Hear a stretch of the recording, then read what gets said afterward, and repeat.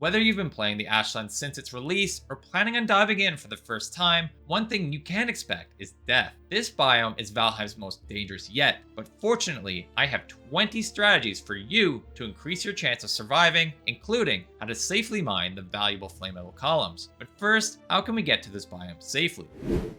Make sure you set sail close to the middle of the map, not the east or west as I mistakenly did. With the full landmass revealed, you will see that while the rock spires extend to the edge of the map, the landmass does not. If attempting to sail from the far edges, you will have a longer journey ahead of you with dozens of rock spires, Bonemass serpents, and vulture attacks in your path. For best results, choose the shortest path to the biome up the middle. Further, to overcome the attacks of these creatures, ensure you have 10 wood on hand and take advantage of the spires for a quick ship repair as needed. The Dvergr has less health than you think, and without an opportunity for a rest, you will be setting yourself for a trip to Davy Jones's locker. As you approach land, the water becomes shallow sooner than you would expect, bottoming out your ship. The Ashland creatures will not hesitate to wade into the water to get you. When choosing your landing location, do your best to avoid locations with spawners, and if possible, land where a ruin is present. The existing structures can serve as a good location for your first base, providing early shelter from the elements and nearby creatures. If a spawner is unavoidable, snipe it from the safety of your ship prior to landing with either a bow, crossbow, or staff of embers. Destroying creature spawners quickly should be a strategy you adopt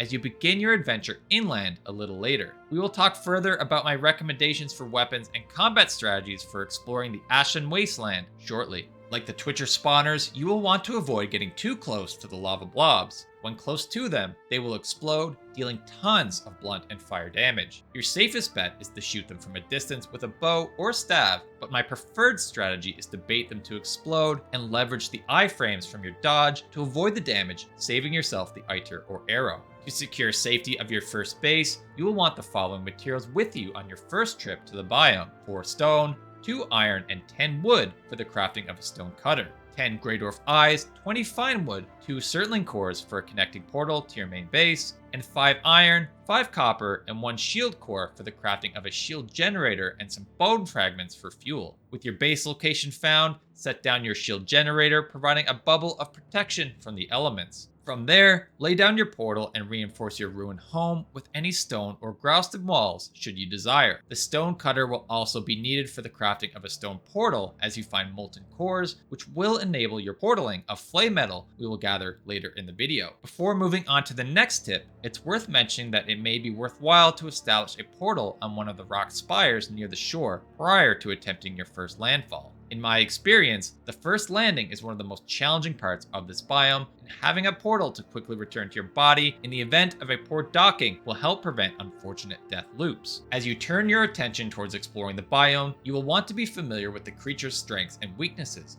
which can be summarized in this table on screen, of which I will also include a link for in the video description. For the most part, Spirit, Frost, and Lightning are in my opinion the strongest elemental damage types, with Blunt and Slash doing well from a physical perspective. Many of the creatures in the biome are resistant to pierce, and most are immune to poison. As a result, my personal choice for melee weapons would be either the Mistwalker or Froster, while most creatures are not weak to frost. The freezing effect applied to them will slow them down, and considering the massive amounts of creatures that will attack you, you will be thankful for the slowing effect. Plus, the spirit damage is a huge plus in this biome. However, in my opinion, spellcasting is the easiest way to survive, with each of the Mistland staffs providing a great benefit. My preferred approach is to eat 2 iter foods, 1 stamina food, and ensure I always have a Staff of Protection bubble active. Further, use the Staff of Embers for distant creatures, and the freezing effect from the Staff of Frost will allow you to easily outmaneuver and dismantle nearby foes.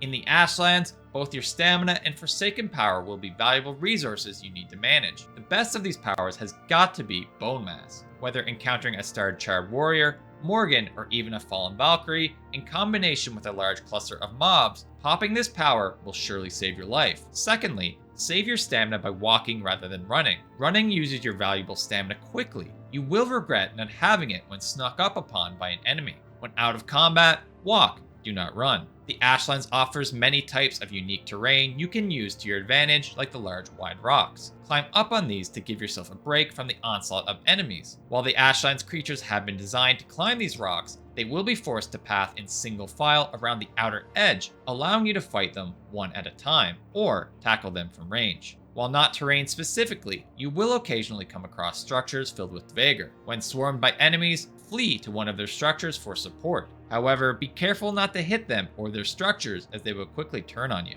Before getting to my fortress and Flametal gathering tips, I have one last powerful trick to assist you on your travels. As you may know, many creatures when placed provide spawn suppression within their radius, roughly equal to the dotted line seen when placing a workbench. In particular, the Campfire stands out for its cheap cost and ease of construction, not requiring a workbench. Plus, it won't draw creature aggression and cannot be caught on fire. If you find yourself being overwhelmed by creatures, start placing campfires every 25 to 30 meters as you progress. This will create a path for you in which enemies can no longer spawn, making your journey around the biome that much easier. The Skugg turrets on the four corners of fortresses pack a punch and will first engage you when you approach the fortress, but only become more dangerous as you enter. For this reason, deal with them first before invading. The Staff of Embers works best for destroying these, but arrows and even the Staff of Fracturing from closer range will work just fine. When time to enter the fortress, do not destroy the main gate. I'll explain why shortly. Rather, bring materials for a workbench or stone cutter and craft a ladder or stair to get you atop the wall. A hoe and stone will work effectively as well. At this point, run along the wall edge, raining ranged attacks down upon the enemies below. For max survivability, your priorities will be as follows. First, destroy the effigies of malice. While these live, they will continuously spawn more charred for you to deal with. Next, focus the warlocks. These do a significant amount of damage and, like the effigies, will continuously spawn creatures, but in this case, a green variant of the Twitcher. Finally, clear up the remaining warriors and marksmen and claim the fortress riches for your own. Alternatively, if you have already crafted the troll staff, there is an easier way to clear any fortress safely. Simply summon a troll at the edge, and if you're lucky, they will land inside and terrorize the inhabitants. For me, I try to target the corners of the fortress with the effigies of malice, because if precise, the summoning animation alone will destroy the spawner. You may need to summon a few trolls to complete the job, but while your troll buddy conquers the fort, you can sit back, relax, and enjoy the show. With the doors intact, as we talked about earlier, the fortresses now make for the most secure base location in all the Ashlands. With their indestructible doors, walls, and protective spikes,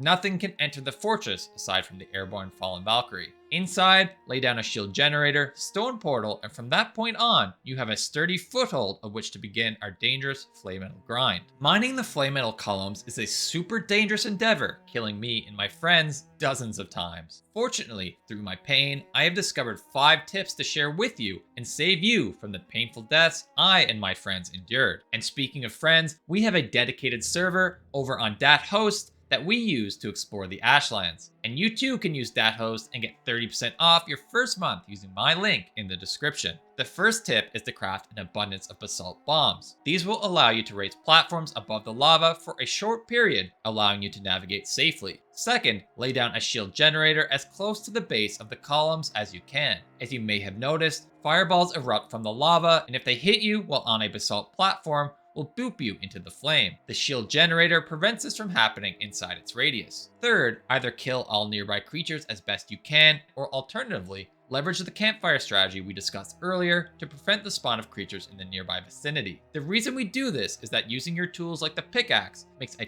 ton of noise that will attract nearby enemies. The last thing you want to be dealing with is combat once the lavathon starts its descent into the lava. Fourth, wear the feather cape. The increased jump height will make your life a lot easier, jumping from platform to platform as the lava rises and falls, much like the tide of the ocean. And finally, fifth, bring with you the Queen's Forsaken Power for increased mining efficiency, as you will want to reduce the amount of time you must stay on the dangerous platforms. With all the preparations done, pop the power and mine away while being generous with the basalt bombs, because after a few seconds, the platforms will sink and disappear. Do not worry about gathering the dropped Flametal while mining. I have a key strategy for gathering once the lavathon has submerged. With the Flametal laying on the lava, it's time to recover your riches, which in many ways is the most dangerous part. As you know, metal is heavy, and a Viking only has so much strength. Fortunately, tamed Asksvin provide the answer. Unlike you, Asksvin do not have a max carrying capacity and can support the player even if they are encumbered. As a result, tame your Asksvin, craft the Asksvin saddle, hop on the back of your green good boy, and trot about the lava floor gathering your abundance of Flametal. But if all else fails, turn down the game difficulty in the world modifier Campfires. There's no shame in it. Whatever you need to do to maximize your enjoyment of this incredible game.